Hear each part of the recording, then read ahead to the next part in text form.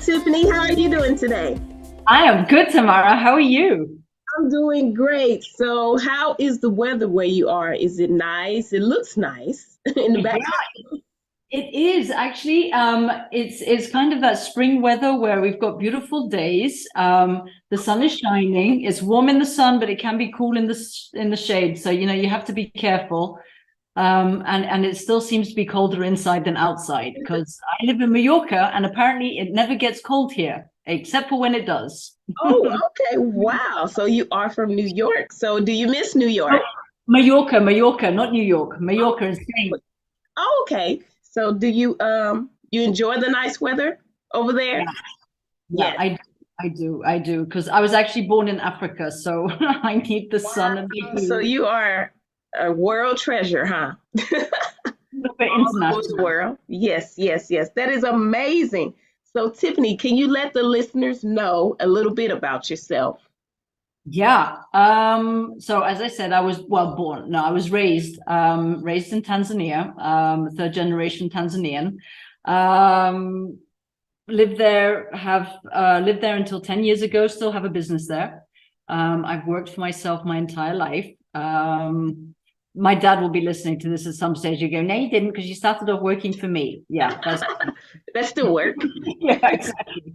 Um, and yeah, and then I transitioned into life coaching about 4 years ago, and I Mhm. found my purpose, I found my joy. It's so fulfilling, and also like all of my life experiences, which have been many and varied and interesting, have suddenly got purpose. Thanks to the fact that I'm now a life coach, all of those things are now tools that I can draw on and use and help my clients as they navigate their lives. So yeah, so I'm a mum to two. My daughter, who is Awesome. 22, my son is 19. Uh, I'm married, second time round. First, my late husband died 10 years ago, so that was one of My, that's a tragedy there. that. So trying to guide my kids through that, and that was one of the big things actually that pushed me into into becoming a communications coach. Was communicating with my kids Yes.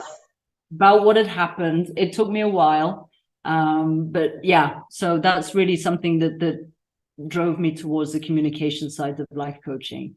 So I'm all sorts of things, but basically I am me. I am Tiffany. I All am. right. You are, it sounds like you're an amazing woman, Tiffany, and you have many things and you love to work and you love your family. So that is all great.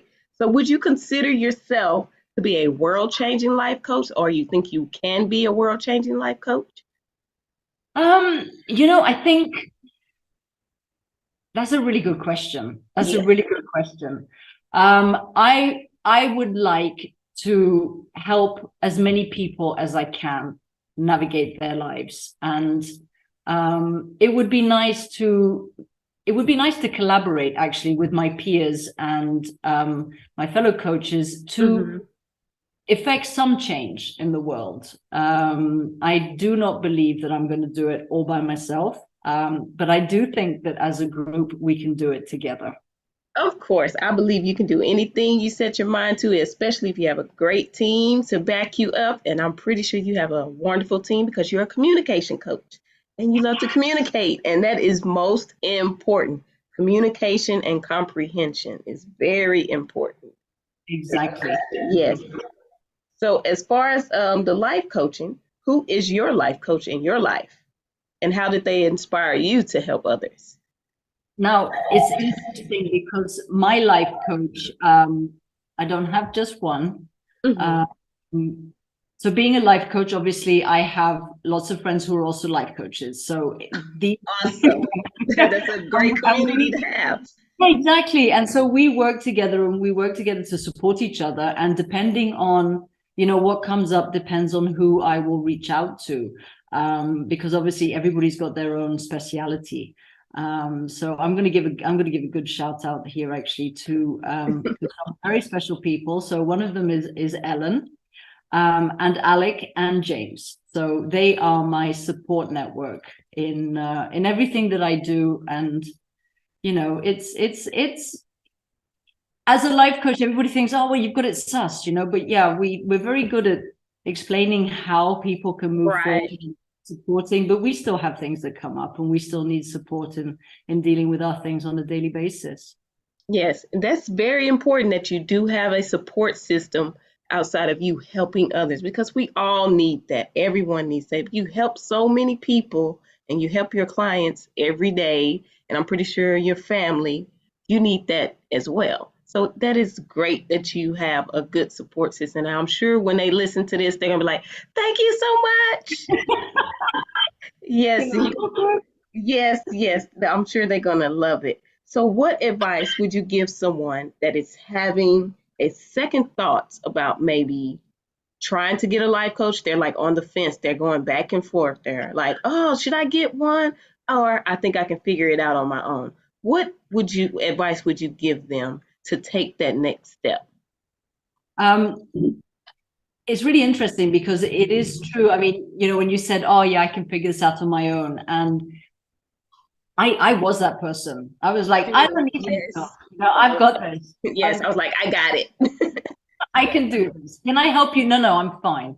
Um, and then I realized that, you know, what a life coach does, what's amazing with having a life coach is that they give you the space to actually just explore different options, and the right life coach, and it Yeah. has to be the right life coach for you. You know, and that's really important. You know, you need to really set up those discovery calls and have those half-hour chats with the different people to find the connection, because if there's no connection, then it's going to be more difficult, you know, because it has to be based on trust. So when you find the right life coach and the connection is there, that coach is going to ask you the empowering questions and get you really to look within yourself so that you realize that, you know, you do have the answers. It's just a question sometimes of shifting your perspective a little bit. Mm-hmm. And also when we're anxious, when we're stressed, our perspective is very closed. We don't see the solutions. We don't see the possibilities. Everything is dramatic and everything is hard.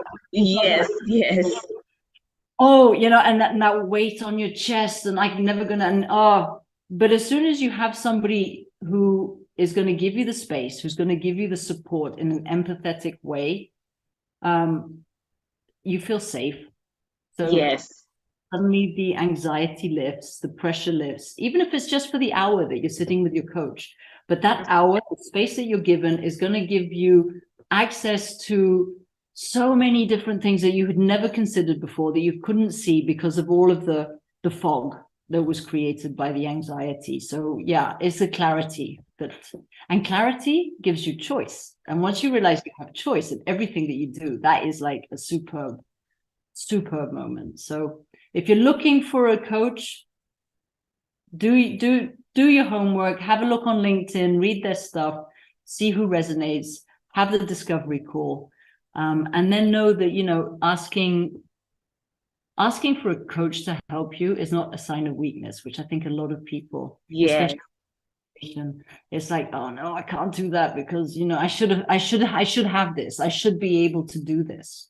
Right. It's actually a sign of strength. So Yes, most people think that it is a weakness that you ask for help because I do that sometimes, like, I'll figure it out. I got it. And some people, on the other hand, when they do ask for help, the help is not there. So they're like, you know what? I'm never going to ask for help again. And so you have that dilemma. I'm just like, wait a minute. Should I ask or should I not? Because last time I asked for help, I didn't get it and I had to figure it out. So a lot of people, I'm pretty sure, struggle with that. And I struggle with that with myself. And I realized, you know what? It's okay.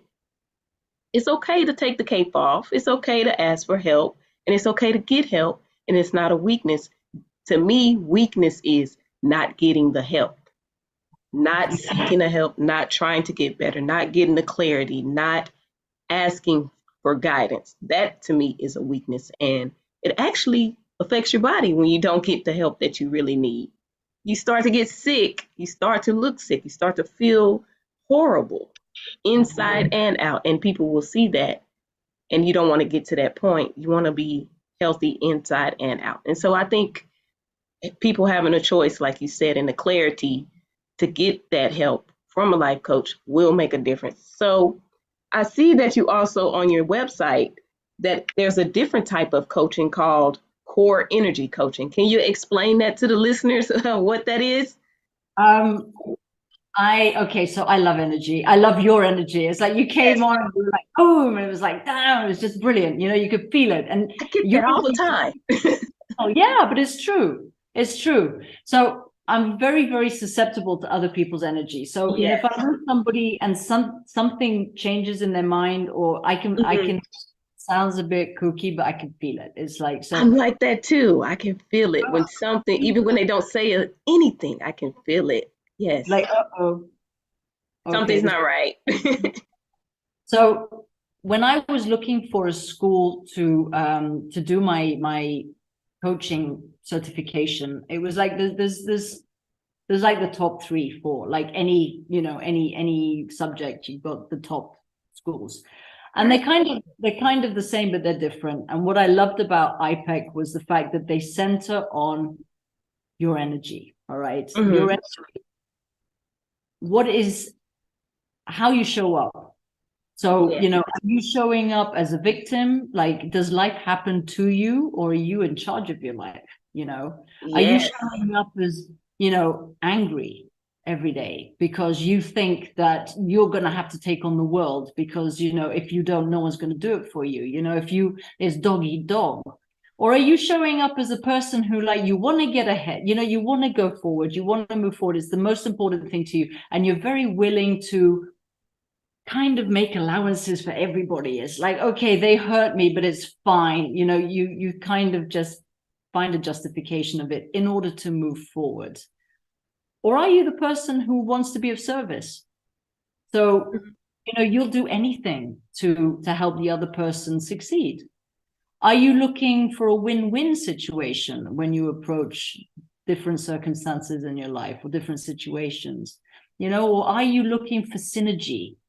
It's like, and depending Mhm. on how you show up, depends on how successful you're going to be, basically. Yes. You Yes. know, because if you sit on the couch all day going, my life sucks, my life is so unfair, everybody else is winning, it doesn't matter what I do, I'm going to lose, I can assure you, not going to make it.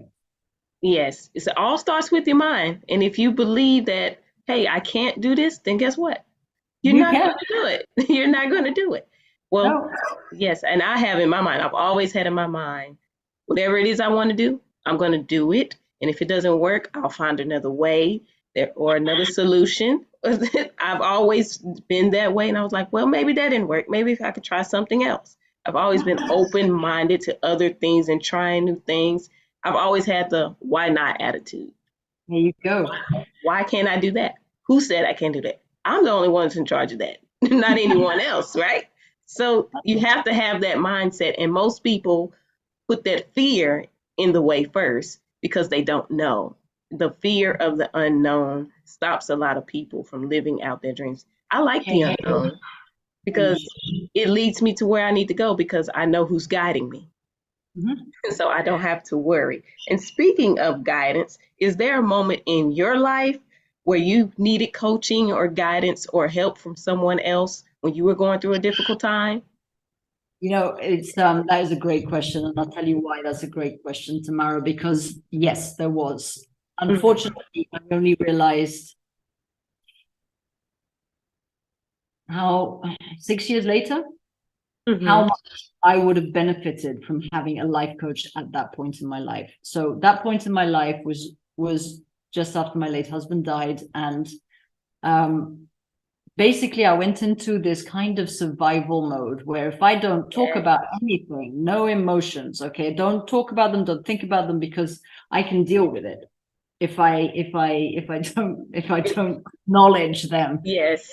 And what I would have loved a guide or a coach for at that point in my life would have been my relationship with my children. So my kids were 9 and 13. And Important because, times. yeah, it's super, especially my daughter had just turned 13, so that's like it was a major upheaval in both their lives. It's and because I had closed down, I just like stopped feeling, in order to be able to carry on for everybody else, and because I was still working, I still had my company was going, I was still traveling, it was just like so so I was very level one at that point. Life is Yeah. so unfair. Right. I stopped talking about it all. And if I'd had a coach who could have said to me, listen, you need to deal with these things, because the fact that you are denying your emotions does not make them disappear. Because guess what? They came back and they bit me. Ooh, they exploded, didn't they?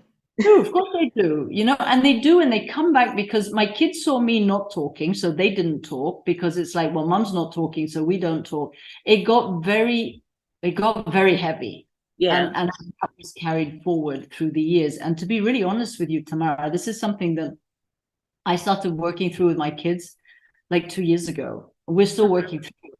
There's still, I bear a lot of guilt, and so that they have guilt, but they've also got blame and all of these things, because basically we were wandering around, ignoring the massive great elephant that was sitting in the middle of the room, Right. which was what happened and how we all felt about it. So, yeah, if I'd had a coach at that time, it would have been, I think, hugely beneficial for me. At the Right. same time, everything happens for a reason. Yes. And I might not be where I am today if that had changed then. So it's one of those things.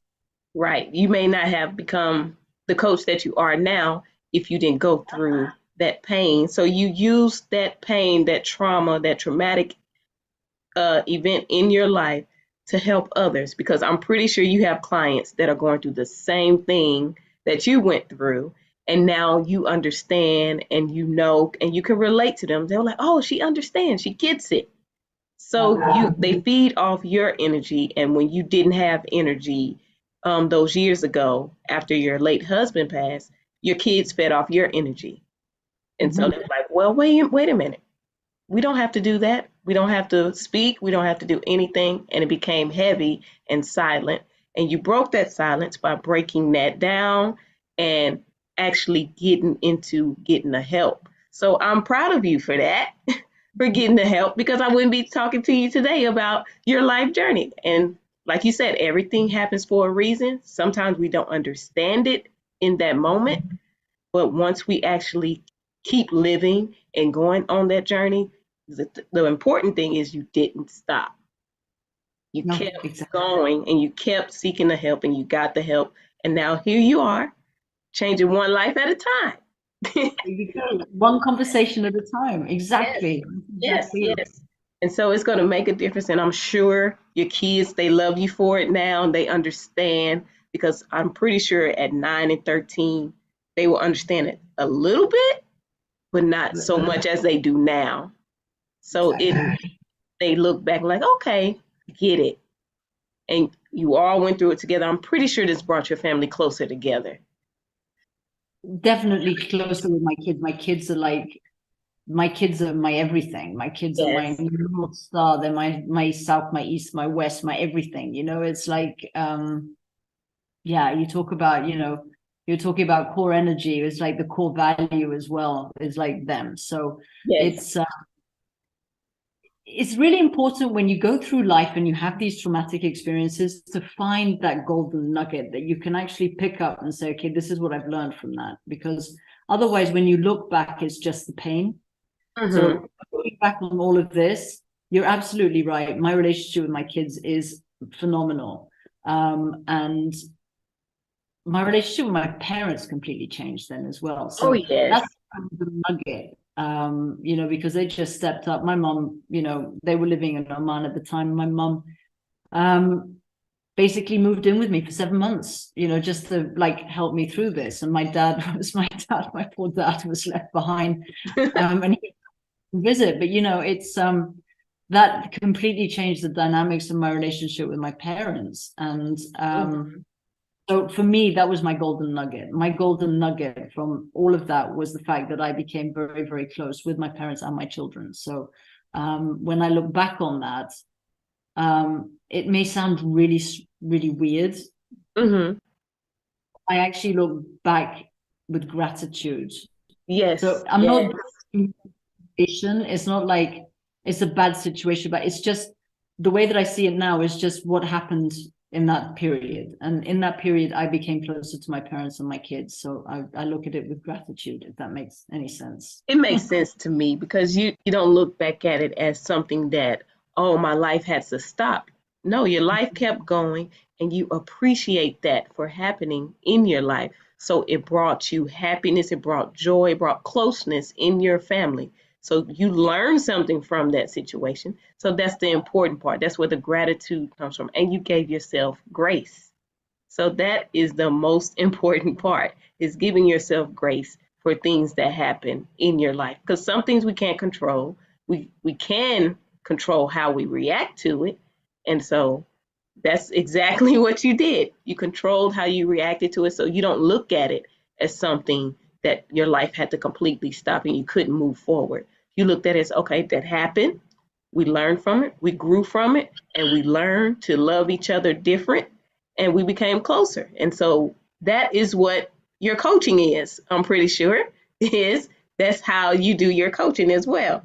So do you have some encouraging words of wisdom for the listeners to apply to their life? I think the words of wisdom, I've got all those cliches, what doesn't kill you makes you stronger. No. The words of wisdom would be, just, you said I gave myself grace. I think that's really important for people to give themselves grace. When the going Yes. gets tough, give yourself some grace. Um, be aware of who you are and accept yourself for who you are. And know that you have choice. As you said, we all have choice. We choose. When I say this to people, they go, that's not true, but it is. We can choose our thoughts, our emotions, and our actions. Yes.